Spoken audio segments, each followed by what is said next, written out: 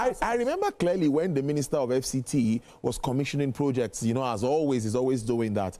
And I saw on 2-3 occasions where he referred to some local contractors and said, oh, at first I was not sure, but at the end of the day, when he saw the work, he commended them and said, yeah, I believe so much now in local. We're talking about Nigeria First initiative. That is what pricks me most. The president is talking about Nigeria First now.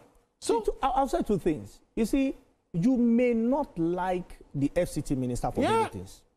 But this is one thing. That is why you will hardly see me speak against him. And the number of persons have sent me private mails on, we have never heard you spoken against Wike. I said no. I said, listen, I'm an economist. I'm not a politician. Yeah, true. When I measure what Wike has done in Abuja, I live in Abuja. See, to be honest, that guy is a worker. You might not like his style. Yeah. It's not important to me. See, economics does not tell me, check the style. Economy told me, is he working?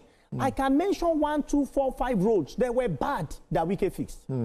I can mention 5, 6 things that Wike has done. Can I say that for all? No. Only 2 ministers have done something similar. But in 2 years, Wike seems to make me feel that in the last 8 years, there was no minister in the FCT.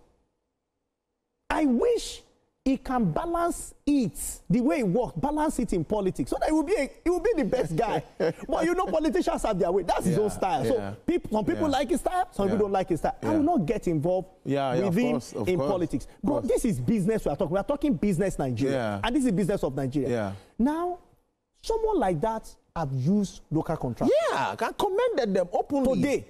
Today, I can only count 4 governors that are doing close to what Wike is doing. Of course, your governor here in Lagos, I'll give it, I've seen rail tracks, I've seen where it was not, and there is continuity. I've also seen the partnership we have with NRC. That's your governor here. I can see movement. I've seen what the governor in Oyo has done. From challenge, the road was not good. Because it's not only when it is wrong. I say them when they are right. Today, I will give it to few stars that we have that are doing well. Or should I talk about the passport man? The Minister of Interior. Minister of Interior. I have seen it work. Why? Because I have gone in that gate and they open on their own. The same thing is what I experienced when I travel to some Middle East country, when I travel to Europe. In fact, there are some European countries, they don't have that technology. But he has done it. Should we credit him? Yes. I've seen a few ministers, including this Minister of Aviation. I just told you what our findings about his personal contribution to make sure that Nigeria is not seen as a country that you can banish. That's our agreement now, Nigeria to Brazil starts. So when that starts, what will he save Nigeria from? Can he help us end insecurity? Can he help us reduce? So now, the content here should be Nigeria. Look at that. Then I was on radio. When somebody in Ministry of Works, not this time, I am referring, I think that was 2016. We were together on an Abuja radio station. And we were discussing national income and why Ministry of Works, what they should do in terms of infrastructure. And the man said, he personally does not trust Nigeria contractors. And you can predict what will happen when I'm in the studio. Of course, we never agreed till the end of the show. What am I saying? We have Nigeria engineering, except you want to tell me that we will scrap engineering, architecture, all those courses from our university. So we know that we just import. Because how will you be a professor, a doctor of, say, engineering or architecture or whatever, and authorities, the biggest spender of your country, don't trust you, don't believe you are competent? Then there is an issue here. There's a problem. So I think, you know, we need to now look at on who needs to take responsibility. For this. I will start with the Mr. President. Mr. President, see, this is your country. The truth is that if these materials are not imported from Nigeria, it will show in the GDP numbers. It will. People will wonder, but you've made all the reforms. But this is an opportunity. Revenue you've gotten from FAC that has been shared, that has gone to the federal government, please plow it back into the system. That is what we're saying.